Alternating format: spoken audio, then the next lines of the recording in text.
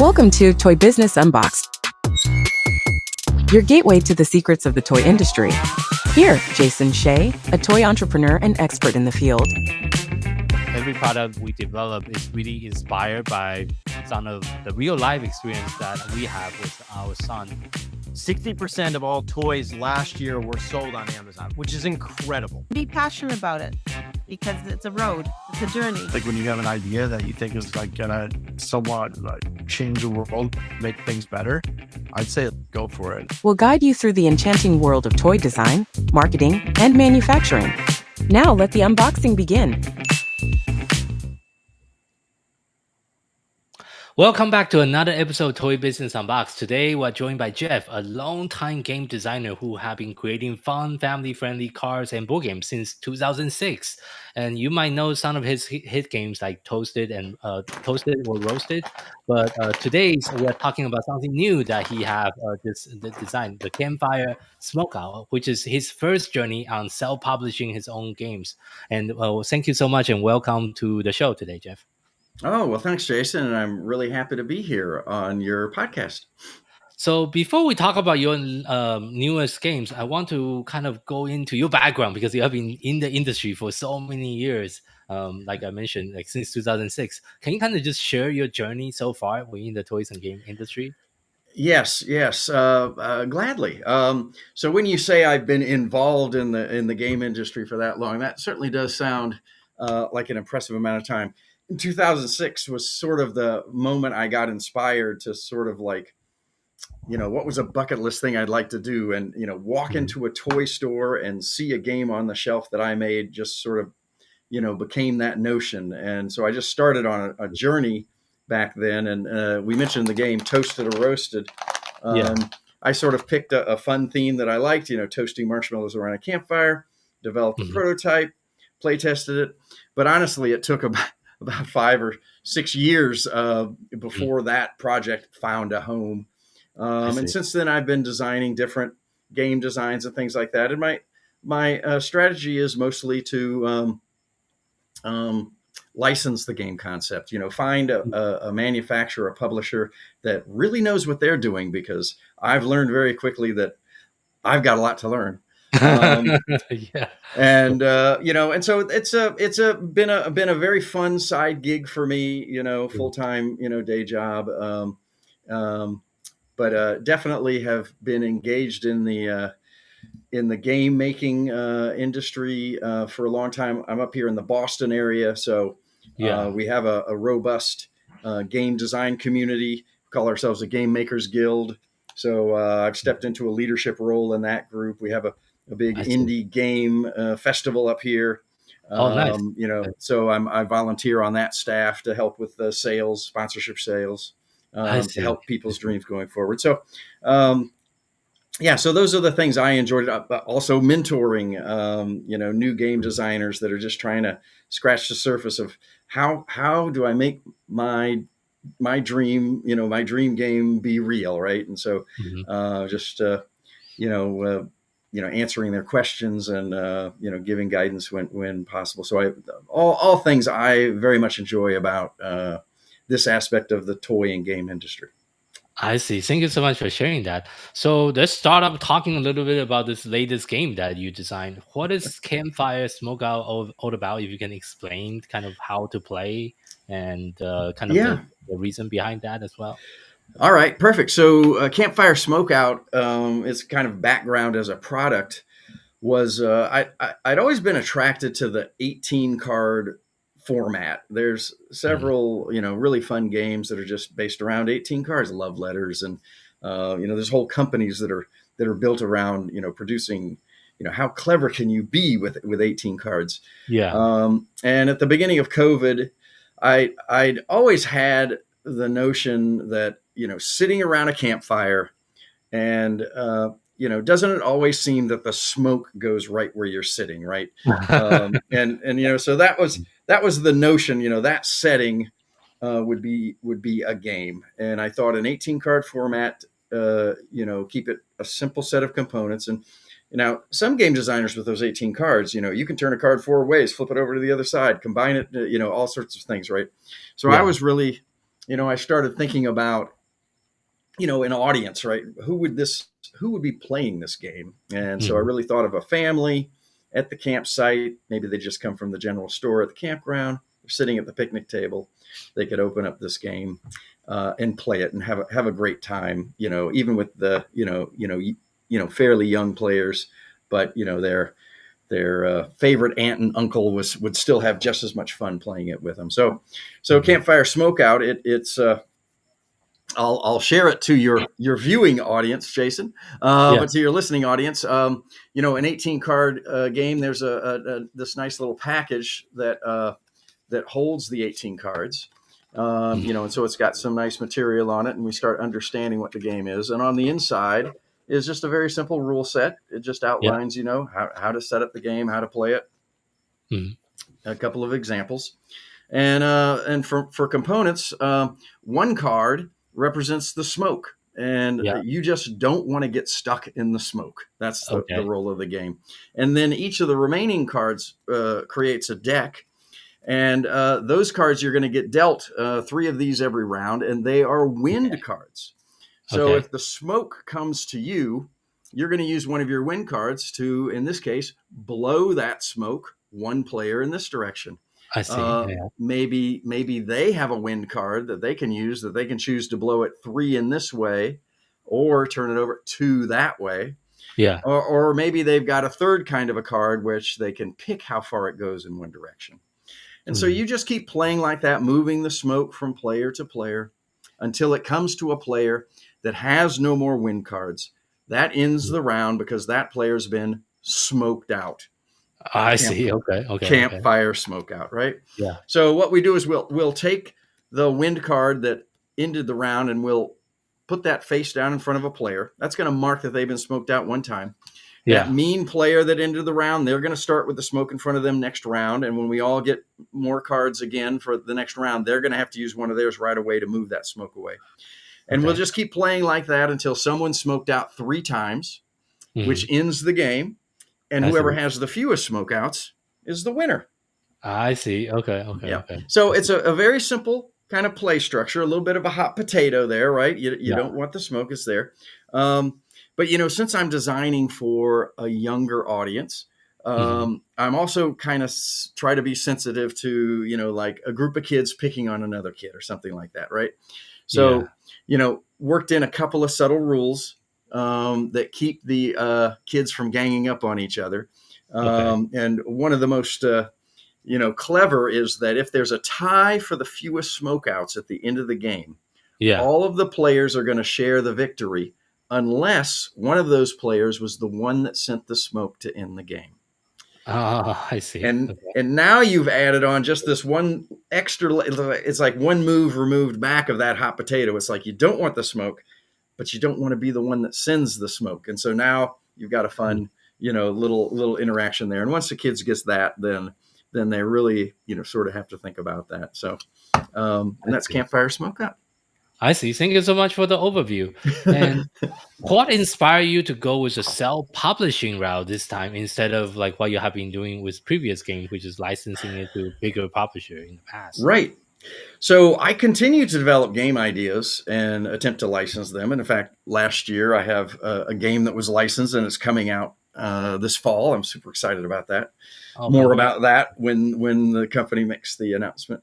But I was, it's very competitive, Yeah. to convince a publisher or manufacturer to, put in the same amount of passion that you have for your project, into a game. And it happens all the time, Right. Yeah. Publishers are licensing games and creating wonderful products. And during COVID, anecdotally, I hear that everyone designed a game during COVID, with the bar being lowered on how you can communicate with a publisher, right, or a manufacturer, how you can pitch them, Yeah. like we're talking here right now. We could Yeah. go online. I could switch to a camera right now and show my table and play the game right there in front of you, or maybe I have a digital version of it. It's very easy to pull together. You don't have to invest in anything. Lots of Sure. applications that are a sandbox that you can Mhm. pull components together and represent your game. So all that makes it like all the all these really great ideas are out there. And so, boy, I had this really fun idea about, not only a game, but it as a product. Yeah. And, I said, well, to be honest, I said, it's just 18 cards, right? 18 cards. And I put it into like a box of 12 of them that turns into a nice little, little display package or something like that. Hmm. It's like, I could probably afford to make a lot of mistakes with this project, right? I could afford to, kind of walk down this route as the publisher, as the Okay. manufacturer. I see. And so I just started talking with other game publishers about advice. Mhm. And, along the way, I had shared my vision that I really wanted it in campgrounds across America. So that was sort of another reason why I decided to manufacture it. Like a lot of game companies I would talk to, they're like, they have great distribution channels, but I would say, like, well, how about campgrounds? And they're Yeah. like, oh, I really don't have a great channel into that, and for that, Yeah, and that's right, very and for specific. that Yeah. reason, I'm not interested in I doing see. this project, right? A little bit, maybe I too see. far out of a lane they wanted to be in. Yeah. But one of the publishers knew another publisher that had created a good relationship with Wilcor, which is Oh, a okay. distributor of equipment for campground owners, RV repair places, national Oh, okay. parks. I Yeah, see. so you would, so a campground owner would go to Wilcor, and buy their marshmallow sticks, buy camping chairs, buy Yeah. all, everything you would need for a campsite, Yeah. Yeah. folding chairs, Mhm. tarps. There's always rain.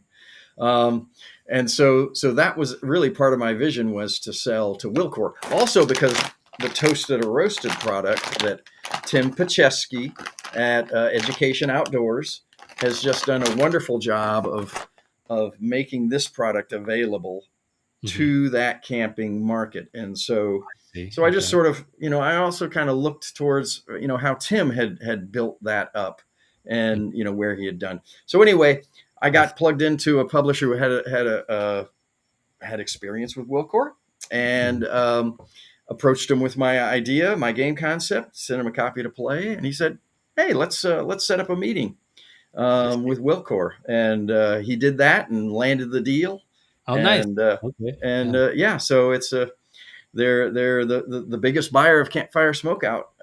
Very happy. Oh, nice. Congratulations on that partnership.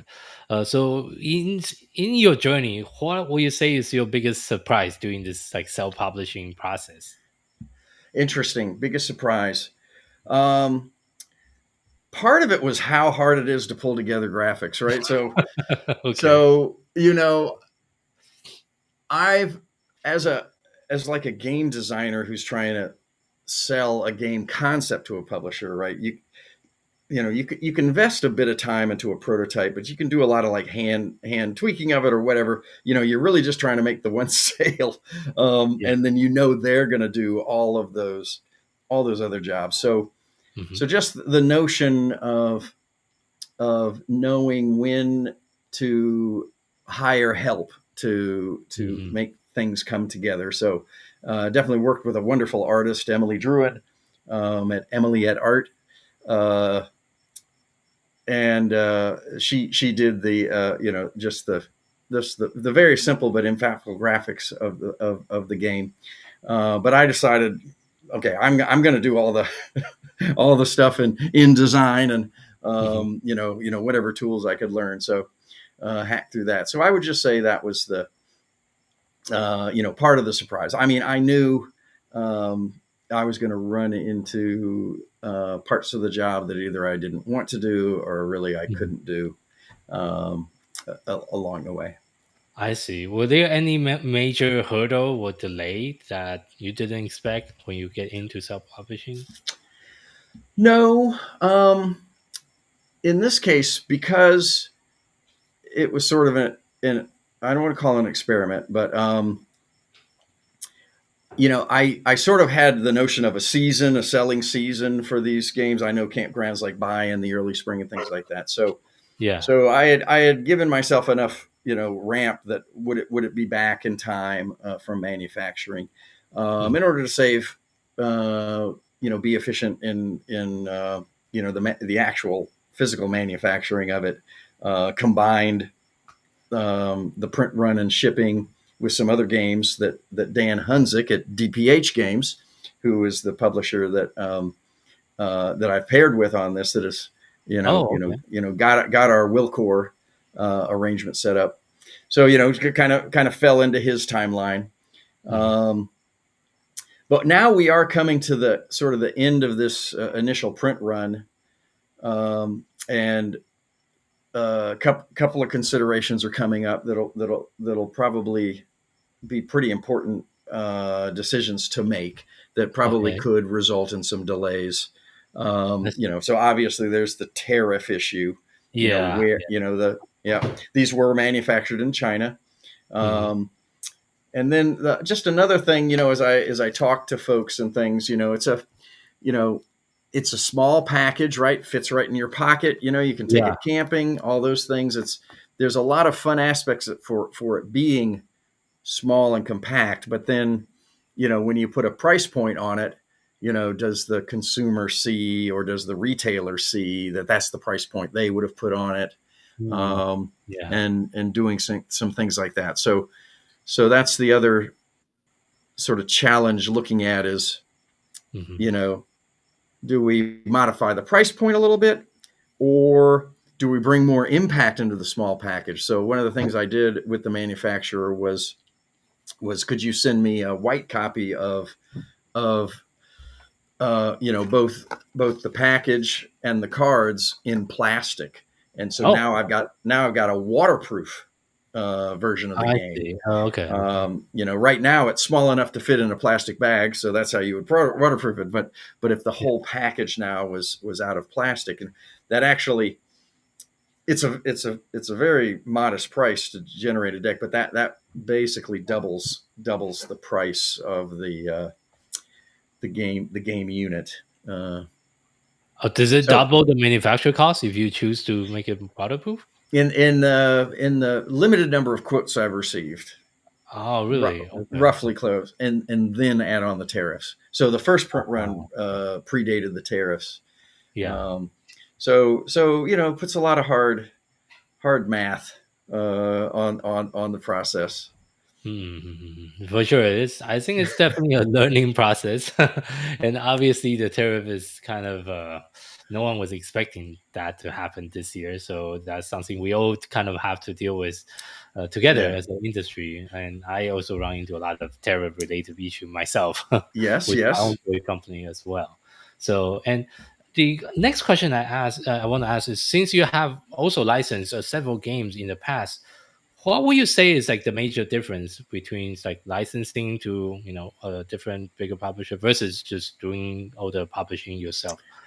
Yeah, I would say the biggest difference is, well, I'll say two differences. One that I just thought of, and one I'm going to think of. It might be a better answer, but the first one is sort of the fire and forget aspect of licensing a concept, right? I mean, you develop it to a point, and depending, it could be very rough. I mean, really, honestly, some games can be pitched off the back of a napkin, right? But generally, you work a prototype up to a point, definitely playable, but where the publisher could see the product.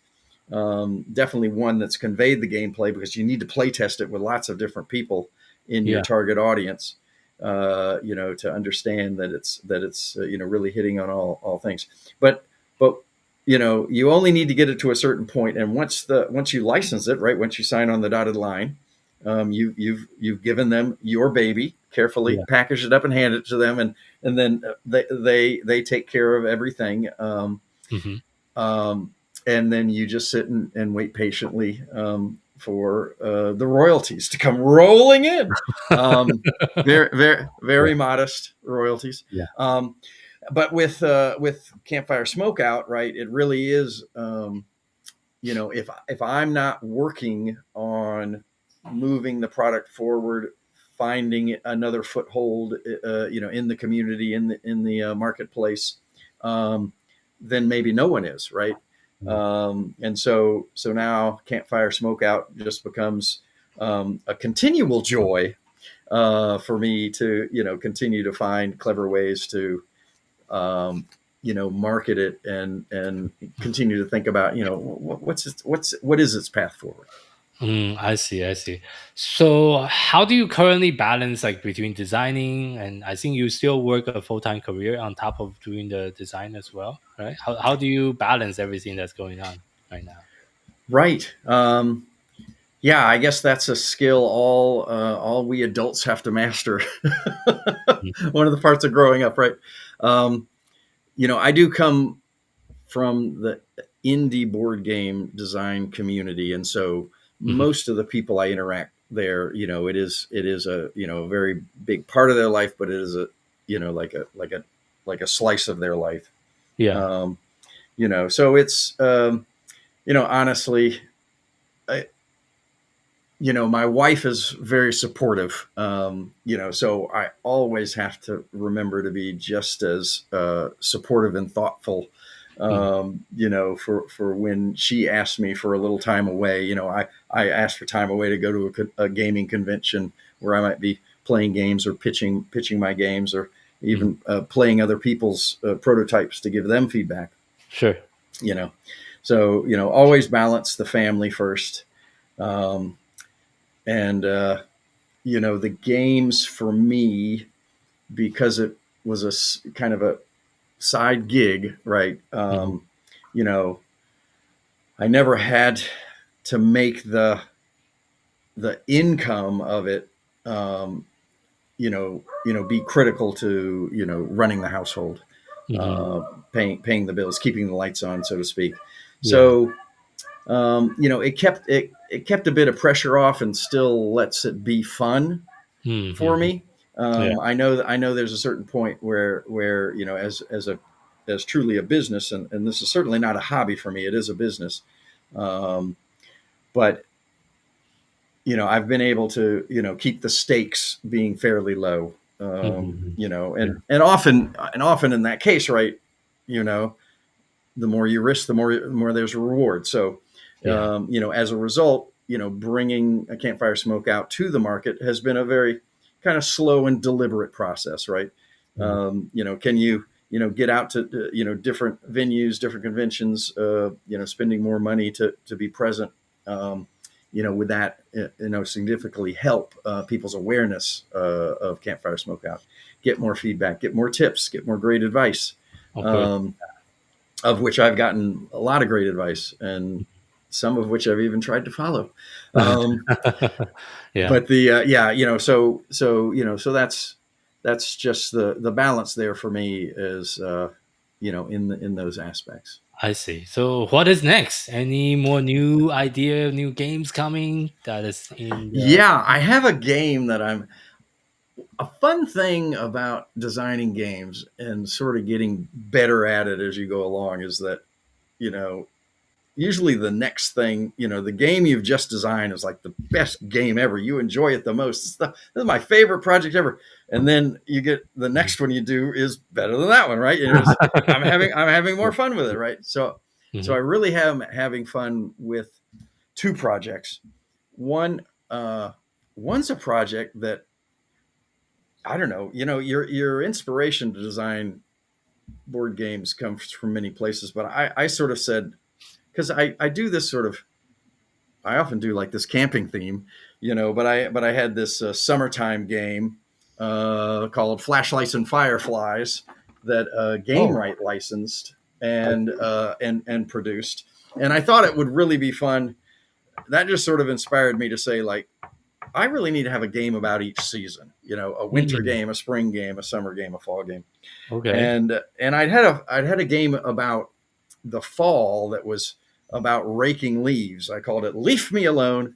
And Leave Me Alone. Okay. And you were in kind of real time trying to clear out all the leaves from your yard in a fun way, using a fun little mechanism. And And if you did it just right, maybe the leaves as they left your yard would land in someone else's yard, frustrating them while and everybody's trying to do this to each other. I see. And so I actually had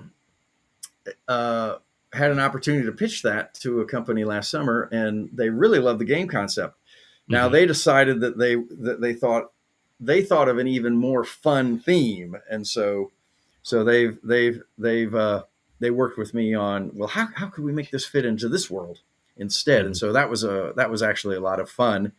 And so like I said, we'll hear more about that. You can go to the Parajax Games website later this fall and probably see what the leaves turned into. Okay. And then I have another game, just a family fun game that's about dogs burying bones, and I've got a fun little 3D component. And I had pitched an early version of the game to a publisher, and they were like intrigued by the concept, but underwhelmed by the amount of fun that was there. Like it's a little bit too complicated, Jeff, for the fun that it delivers, and that complication doesn't really aim at your target audience. So took that feedback and a bunch of other feedback I'd received and worked on it. And so about 18 months later, I was able to pitch it again.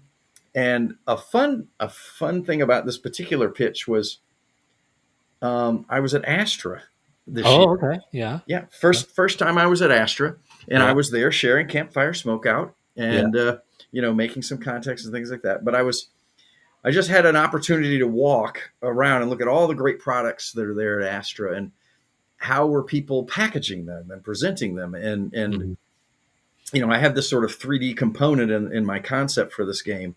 And I was able to like get inspiration from some of the packaging I saw at Astra. So I'd mocked up a little box. And so during the pitch, I just kind of, slid this little box with a see-through panel and the component in the background and how it all worked together with the artwork. And they were like, hey, I can sort of see that, and it was really fun because I went to Astra focused on one project, but it's just a kind of world that you can get inspiration and advice and effort from a lot of different sources and angles. And so that company hasn't licensed the game, but let me check my email. They're actually looking. Maybe they'll be sending you an email right now. No, I didn't get an email from them, which to me means they haven't said no yet.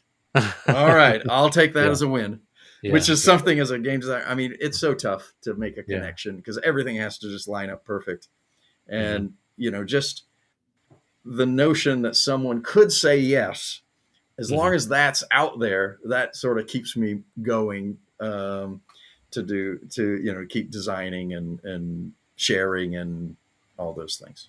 For sure. Yeah. Thank you for sharing that. So as well, kind of wrapping up today's interview, if you have to share just one piece of advice with someone that's getting started within the toys and game industry, what would that be? So my advice, I don't think it applies just to board and card game designers. There could be some subtle nuances in the toy industry and some of the, patentable type of things like that. But my advice really, so in my game design group, if I find an opportunity for you to share your game, right? Maybe it's to pitch a publisher. Maybe it's a game convention where you can share it with other game players and get feedback, right? I always just sign off the little message of, get your game out there. And so that would be my advice is your project, get it out there, not in the sense of like, get it on the shelf, right? But get it in front of people, get people to give you comments on it, get people to provide feedback, right? All of these things are going to build up. And through the act of sharing, you're going to get some advice or make a connection that you totally didn't expect.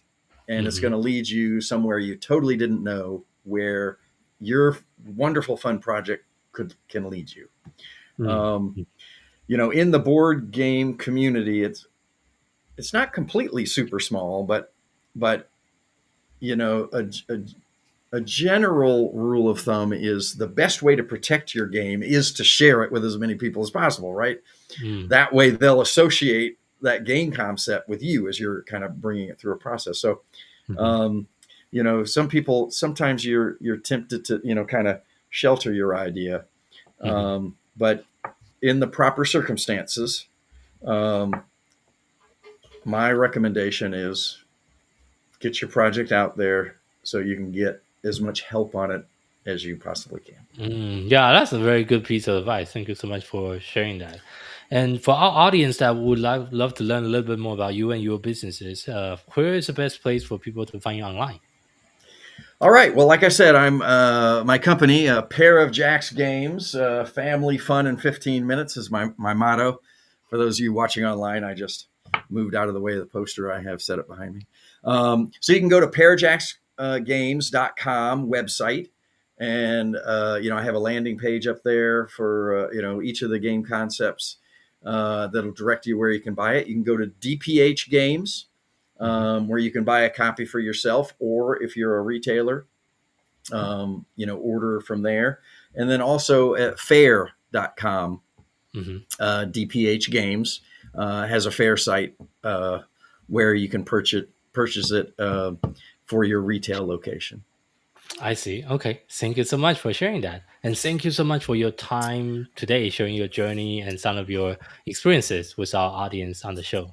Yeah. Now, if you'll let me go back to the well, I do have one more piece of advice. Oh, sure. Go ahead. Yeah. And that's book yourself some time and interview with Toy Launch and do an interview with Jason. That's an excellent bit of advice that I would pass along to anybody. Oh, thank you for sharing that. Yeah, for sure. I'd love to. We're always looking for interesting guests to interview and share their story on the podcast. I hope you find one next week. Okay. Yes. Because I did my best. Okay. But I'm not right. Of course.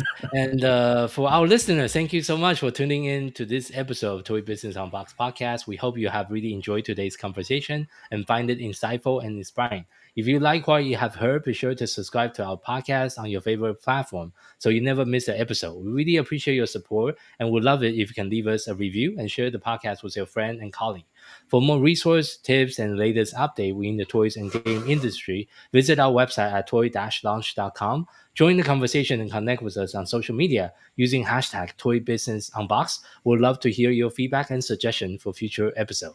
Until next time, keep innovating, keep creating, keep bringing joys to toys. This is Jason Shea, signing off on the Toy Business Unboxed podcast. We'll see you in the next episode. Thank you so much, everyone.